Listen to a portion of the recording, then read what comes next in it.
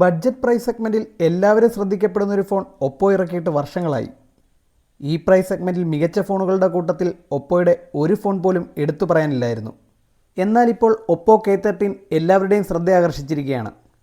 നിലവിൽ അണ്ടർ 20Kയിൽ കണ്ണും പൂട്ടി സജസ്റ്റ് ചെയ്യാവുന്ന ഒരു ഫോണാണ് ഒപ്പോ K13. മികച്ച ബാറ്ററി ബാക്കപ്പ്, മികച്ച fast charging, Snapdragon 6 Gen 4 SoC, stereo speaker, UFS 3.1 storage, ഇതിനെല്ലാം ഉപരി മികച്ച സർവീസും.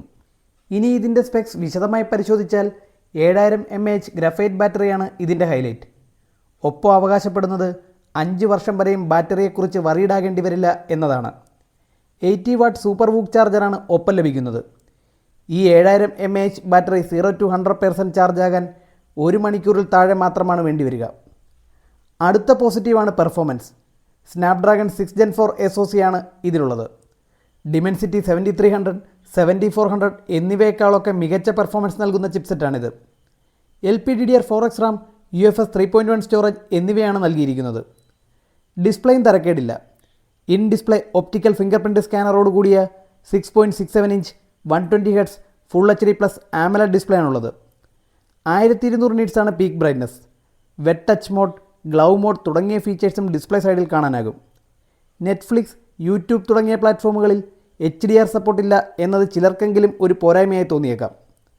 ക്യാമറ നോക്കിയാൽ പിന്നിൽ 50 MP സെൻസർ കൂടാതെ ഒരു വേസ്റ്റ് 2 MP സെൻസറും കാണാം.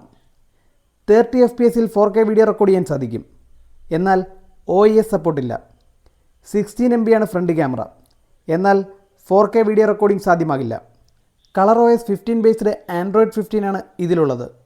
ബ്ലോട്ട്വെയർസ് കാണാമെങ്കിലും അൺഇൻസ്റ്റാൾ ചെയ്യാനാകും. 2-year OS അപ്ഡേറ്റും 3-year സെക്യൂരിറ്റി അപ്ഡേറ്റും ഒപ്പം ഓഫർ ചെയ്യുന്നുണ്ട്. ഇനി ബിൽഡ് നോക്കിയാൽ പ്ലാസ്റ്റിക് ആണ് build materials. IR blaster, IP65 rating, Bluetooth 5.4, Wi-Fi 6 തുടങ്ങിയ ഫീച്ചേഴ്സ് എല്ലാം ഇതിൽ നൽകിയിട്ടുണ്ട്. നിലവിൽ 17K പ്രൈസ് സെഗ്മെൻറ്റിൽ ഇത് നല്ലൊരു ഫോൺ തന്നെയാണ്.